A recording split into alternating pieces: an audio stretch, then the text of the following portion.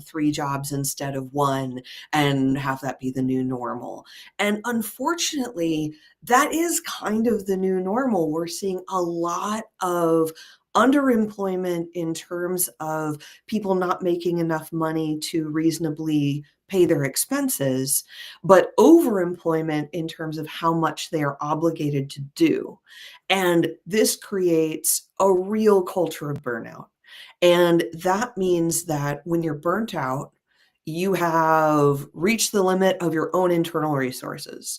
You don't have anything more to give, and yet you still have to wake up and try to give something from that empty tank.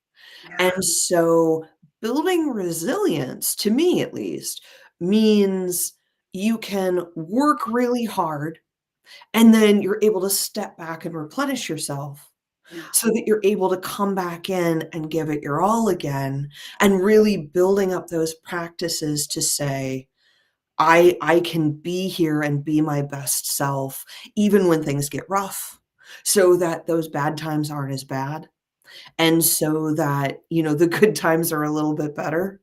Yeah. And I feel like what we're really looking at is a turning point in the way we look at employment, because we've had a lot of conflicting ideas with some winners coming out on top of, let's pay people as little as possible and work them as hard as possible. Mm. I don't think that is a sustainable model. Yeah, so tell us more about that. Tell us what Yeah. would be more sustainable. Tell us how would be more person-centered.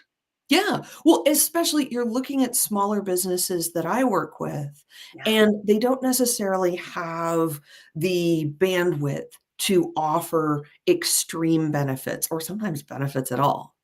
But what Yeah. they can offer is an amazing company culture. What they can offer is a values aligned company. And what they can offer is genuine engagement with their employees. Yeah. And when you put those together, what you're going to get is employees who are excited to be there, who have Right. loyalty to you and your organization, who are more productive. And when things go badly, either in their work or in their life, they're more likely to come to you and say, I need a solution to this. Can you work with me? Rather than just burning out, fading away, turning over in Yeah. whatever way that is. And turnover is expensive and difficult. Yeah, so how expensive is it? Oh, a turnover of 1 employee Yeah, one starts employee. about, on average, 150% of their annual wage is the cost to the employer. And that doesn't include that, a new employee coming in and their Yeah. wage. It is recruiting, it is loss of knowledge, it is loss of morale in your company. It Yeah. is like just, I don't know, sometimes you have to pay a recruiter, sometimes you have people in-house, but someone has to replace them. Your team has to take time away from their work to replace them, and then you gotta get them up to speed. All Yes. of that takes time. All of that means money. And Right. and then there's just, that loss of productivity during that time. All that money's out the window. Yeah, So, absolutely. And that is a lot of money. So what are we looking at when we talk about resilience, from maybe even from my perspective, right? When we're talking about core mentorship solutions, when we're talking about cross-generational mentorship, when we're talking about people helping people and people first, it's really important to look at things like how are people within a community, a workplace community supporting one another? How are they cross generationally supporting one another? What does that even mean today, right? So, like, we are changing the way that mentorship looks. And why are we changing it? Because it's so incredibly important that it's not just one way. There are ways that we can bring in all of the community and look at them as experts, as embrace them as experts, because we all have knowledge to share. And this is so valuable and so important because we don't want to stay stuck in a kind of like a paradigm or a model that is no longer necessarily working. It's not to say that mentorship or one sided mentorship or legacy mentorship doesn't work, because came up the ranks with a lot of support. But what I will say is we have room for legacy and wisdom as well as innovation. And so when we pair that together, that is seriously a win-win and makes folks feel more empowered and as if they do belong.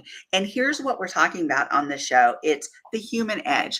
It's about where business meets belonging and why this is so important. Tell me, from an HR perspective, Kathleen, you have been doing this for several years. You've been doing HR Several. for how many years? Over 20 at this point. Long, long Over time. 20. And how many years were you in Silicon Valley?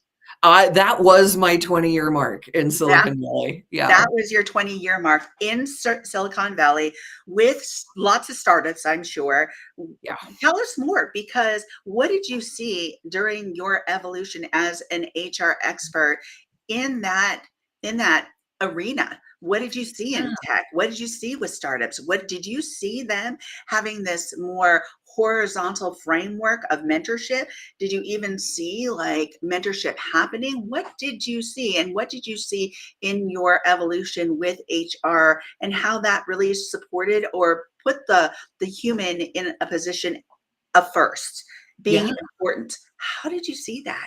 What did that look So what was interesting about that is in the beginning, my beginning at like? least, in Mhm. the 90s, what you saw was people having a sort of homogenous culture at every organization. It Okay. was people who kinda looked the same, thought the Mm, same educational background, and were moving forward in a like, "Well, this is obvious, we gotta go this way."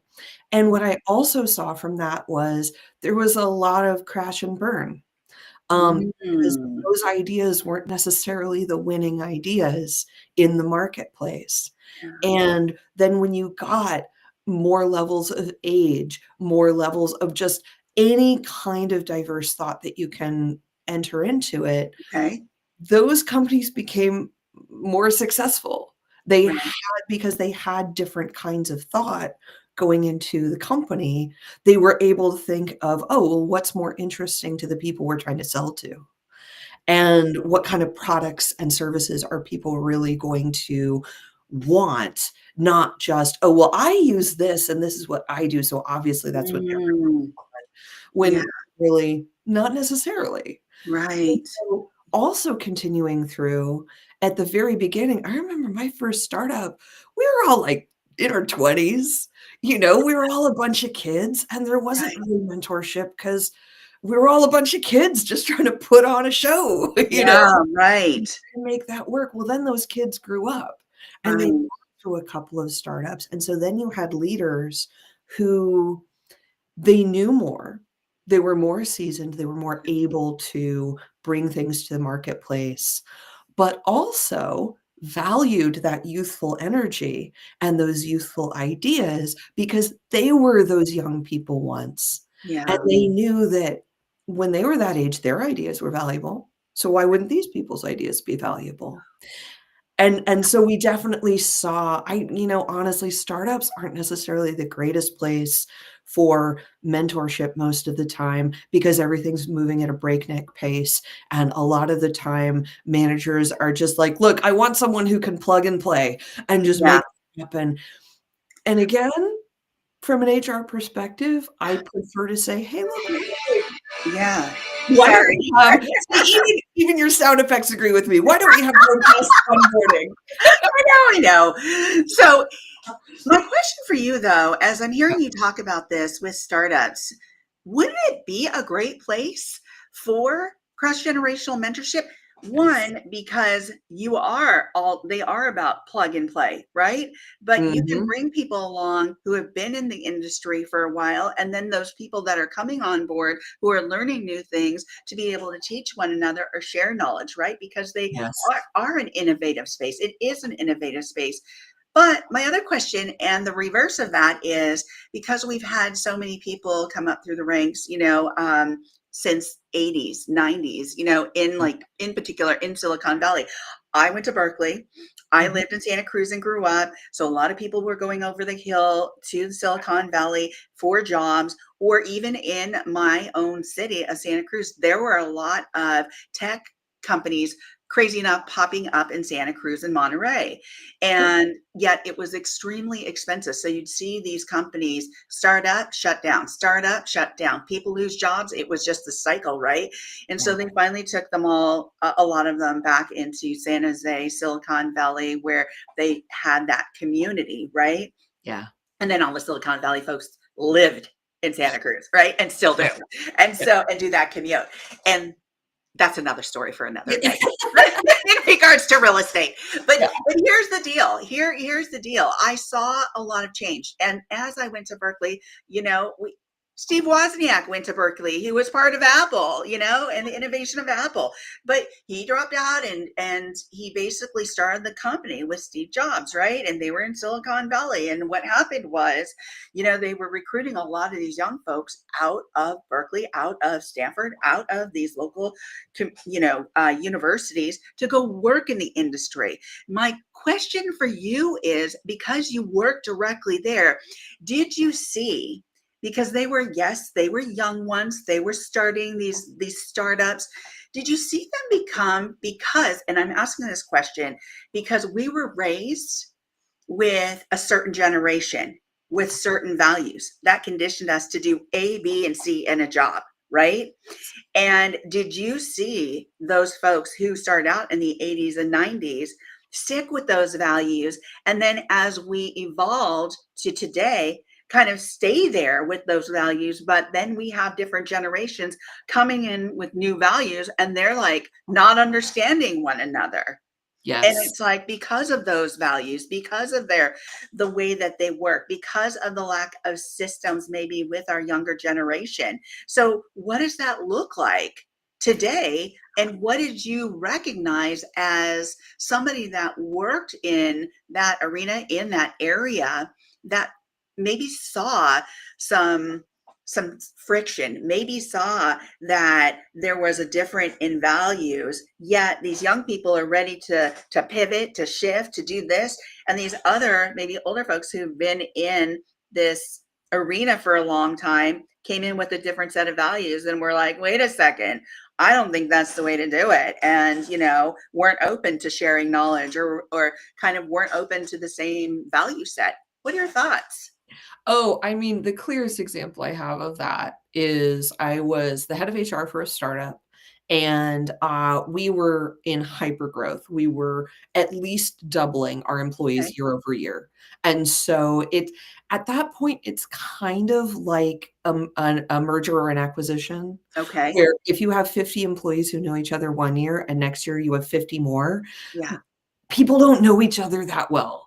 And there's these kind of half of the company is strangers, and it feels strange if you Yeah. don't really make an intentional effort to build Right. everyone into a culture. And if you Yeah. don't really know what the culture is, it's going to build itself. And so what I saw was I had one group of people who were kind of floundering in that, and they realized, hey, I don't know where I stand here because Yeah. I don't know what this company is. I think we really should have some cultural initiatives and start and really say culture starts from the bottom up. And we Yeah. say the employees drive the culture. And Right. then I brought that to the leadership, and leadership said, wow, we really do need to work on the culture, and culture comes from the top down. And so we really need to lock down. I'm like, oh, we have a bunch of people who have very different views on what Yeah. needs to happen here and why. And part of that is that older generation came from the idea that culture is a bit wishy-washy and nonsense. It's a bit woo. Mhm. And so people just need to suck it up and go to work. And you come from a younger generation, and especially right now, every generation, I will say this out loud, every generation gets told, "Why doesn't your generation want to work?" when they're young. Right. So that is never true, and it is Okay. always said. Yeah. And tell us more, because Yeah. I agree with that statement. That's not true. I Oh, think that they wanna work.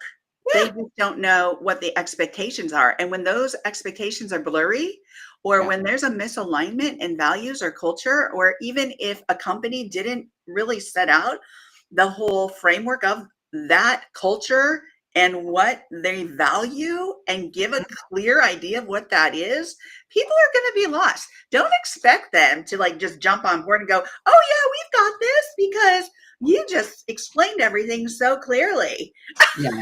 and then No. not be open to questions. So Yeah. because you've been in HR, my question also to you is, when they start butting up to each other and butting heads, and are you protecting the human, or are you protecting policy as somebody in Okay. HR? So many things in that. First is if you find yourself as an employer saying, "Where's the loyalty? Yeah, Why aren't my people loyal to me?" Like kids these days, right. whatever it is.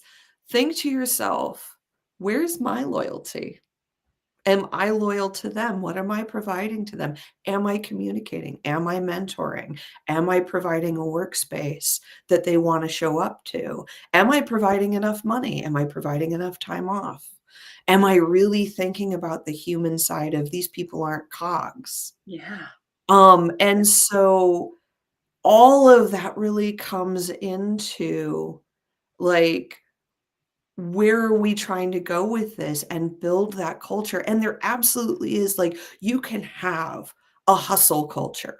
You can yeah, have extreme type A people come into your workplace and be like, "Yeah, my work is my hobby." yeah, Well, that's terrific. Make that hobby excellent. right. Make it so that they want to be working on your stuff all the time Yeah, and not finding the interesting stuff on the side. Or if you have a culture where you genuinely value work-life balance, and I'm gonna say that that's probably going to be what most people need because the people whose work is also their hobby, yeah, honestly, that's not a lot of us. yeah, And so most of us want a work where we have some fulfillment, where we have the idea that we're contributing to something, yeah, where we have the idea that we belong there. And being able to figure out what that means for you as a business owner, so that you can figure out what kind of employees that you want working there and how you can best support them, because I will say from a generational standpoint, getting back to the loyalty issue, there is a lack of engagement with a lot of our younger workers. And again, I want to repeat, that doesn't mean they don't want to work, and it does not mean that they're lazy. They are absolutely intelligent, driven people yeah, who aren't given enough. yeah, Because right now we're in a social place where we expect people to do more with less, and we're not paying people enough to make rent. And when you can't make rent, you can't really think about other things. When yeah, you can't get your basic needs met, you don't have the luxury of engaging with work. And beyond that, you're gonna build resentment against the person who is profiting off of your work, but you can't survive. yeah, And so really looking at that balance of what are we trying to accomplish in this company, and how can we make that balance where people are at least surviving and hopefully thriving, yeah, and they have enough time off to stave off that burnout because, when we're working really hard, when we're engaged, that can be really positive and give us great positive feedback, and also you hit the wall. You yeah, need to rest and recharge. You need to have a workplace. I mean, there's a reason why unions fought for weekends. Because you need a couple days off per week where genuinely you're not working, where you're not on call, where you're not expected to take questions, where you can recover and you genuinely need actual time off. And if companies in America say, "Well, I don't know if we have the bandwidth," start looking internationally. See oh, see what other countries are doing and see how they are incorporating time off into regular work. Yeah, all great suggestions. So I want to go back to something that you said because I think, that people want to work. They Yeah, want to do a good job. But I also have seen, you know, some young folks come in and not know what the expectations are, or who have never worked in a system, so to speak, and they don't understand it. yeah, And they have their own idea of what that looks like. And I think that we all have been there to a certain degree. But yeah, I also think that there were certain generations where I'm sure you've heard these little statements, idioms, whatever you want to call them, where it's like, you don't get it, you don't quit a job until you get another job. You want to make sure that you're there on time. You're responsible, and the consequences are based on your own actions, right? And I think certain things still exist. Like, I think those things still are part of our realm as human beings. We need to think about those things. But I also think that there are other things that our younger folks value. And what are those, right? And so I've also seen where our young folks come into these places, and I have a friend whose son, who's in his late 20s, got a really great job in IT, mm, really great job, many, right, contract positions.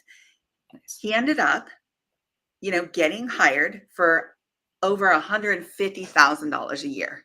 Okay. So Wow. he's making his money. Yeah. So he's making money. He's doing all this stuff, but he has his own way of and ideas of working. And so, he thought, I can work remotely and get the job done, or I can call off, the day before I can do this, I can do that. And because it was contract, there's like you know, you don't have to give a warning. You don't have to give in, boom, fired, Yeah, yeah, right? So you go from making 150 plus thousand, you can make your rent, you can make your car insurance, car payments, all that stuff. And yet, because he didn't understand what their needs were as well and how to stick to that, that got a little confusing for him. And he ended up losing his job because there was an at will clause. They can fire you at will, right? And so I think to some degree, we're doing our younger folks an injustice by not teaching them things about systems, what that yeah, looks like. And I think that's where cross generational mentorship comes in really, really, really handy in regards to retention, understanding, workplace culture, workplace inclusivity, belonging, empowerment, all of that stuff. When we have more of a horizontal structure of learning, because everybody feels more empowered to be there, to yeah. understand, to learn, to grow together, right? What are your thoughts? Oh, communication is the key foundation to literally everything. Yeah. So, really building up this idea and the practice and, everything that you've got of, generally speaking, what are our policies? And if you use a lot of consultants, your 1099s, have a policy handbook for them too. Oh, yeah. Because they're not employees, so they don't get your employee handbook. But if you're using people and you need them to get up to speed quickly, help them out. Yeah. Don't expect them to just have a conversation with you and retain all of that. Have things written down. And then also for anyone who works for you, really think about what are your expectations for them? Because I think those of us in the older generations, we have been in the business long enough that we've forgotten what we've forgotten. You Yeah. know, we're just out here going, oh, well, obviously, everybody knows Mhm. that this is how you show up to work. Everybody knows. And you know what?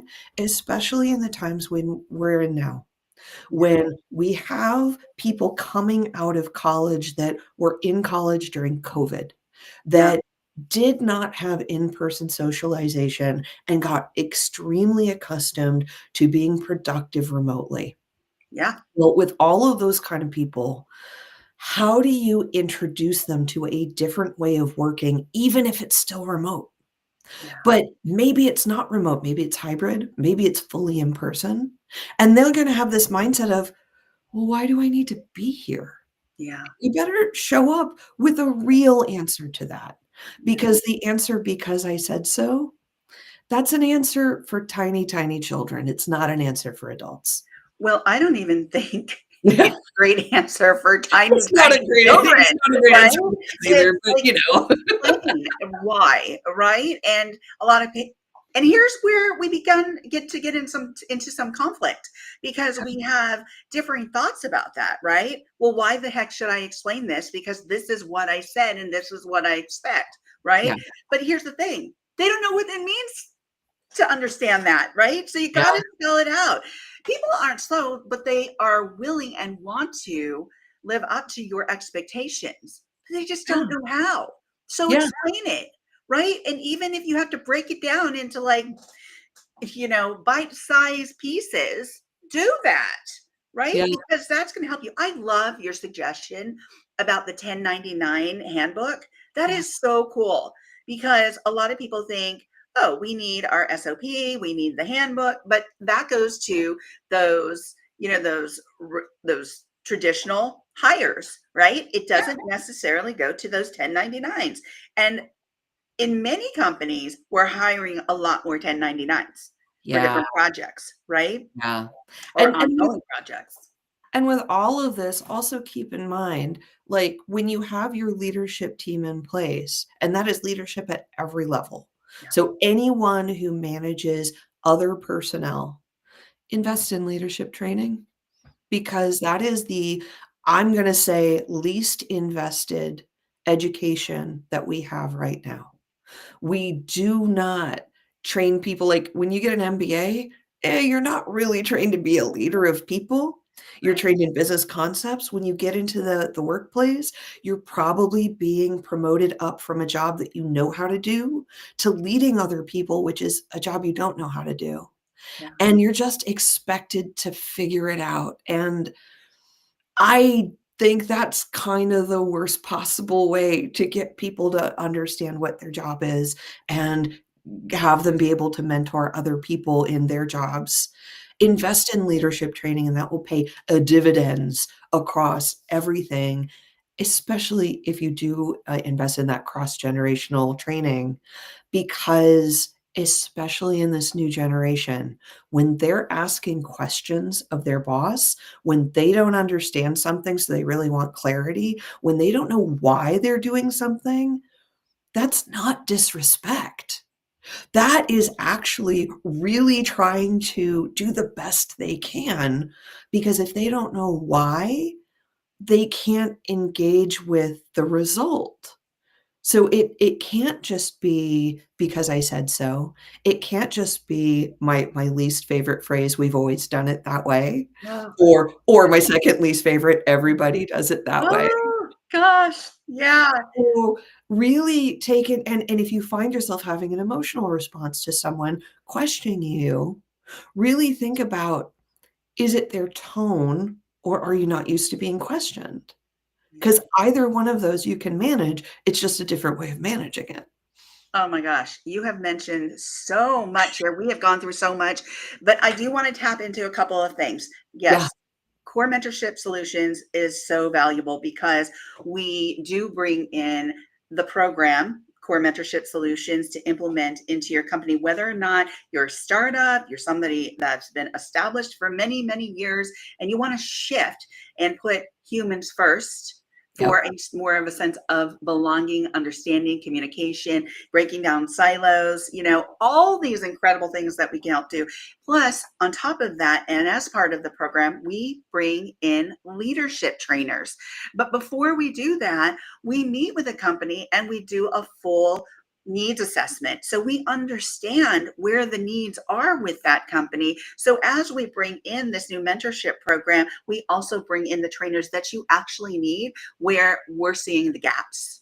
Yeah. where you are seeing the gaps, where we can work together. It's a high touch program where we can really help your company be more sustainable, have a workforce that is more integrated, excited to be there. And here's the other thing, it really helps. This program will help you break down ego to really Yes. help support better communication. Break down that ego to really support resiliency. Break down that ego to have that cross innovation, to have that co creation, to be able to listen to each other, to grow together. What a concept. Right? Well, and everything that you said, like, that ties into everything, like our topic today of resilience and burnout. Yes, If you have a program like that in place, and I love that you mentioned having, a needs analysis, because any kind of support program that's in your business operations that doesn't have a needs analysis is just them forcing their process onto you, and that exactly. does no good to anyone And because here's the thing, yeah. Kathleen and I have worked within different entities, different structures where we absolutely know we're not trying to bulldoze and come in and change things just because it's a program or a new program. No, no, that's not what we do. We absolutely know that whether or not it's a company, it's a community, having run community wide collaborations, Kathleen as well, I mean, helped, support companies, large companies, smaller companies throughout the years in her, in many fields. We know that we don't come in and that we don't bulldoze. We need to do a needs assessment, an evaluation, an analysis, whatever you want to call it, to be able to better understand your company, your culture, how you're working right now, and what maybe needs to shift a bit to be more successful and grow your community. So, everyone, thank you so much. Thank you, Kathleen, for joining The Human Edge, where business meets belonging. Yay! Any last words, Kathleen? You know what? Happy to be here. Everyone here, thank you so much for listening to us. Thank you so much for joining. I want to hear all of your questions, whether they're now or whether you're watching this later. Shoot us a message, leave a comment. We'd love to hear what things that you want to talk about, what you feel like you need more information on. We're here for you. Thank you for that call to action. Love it. Thanks, Kathleen. All right, everyone, take care and be tuned in for more of The Human Edge.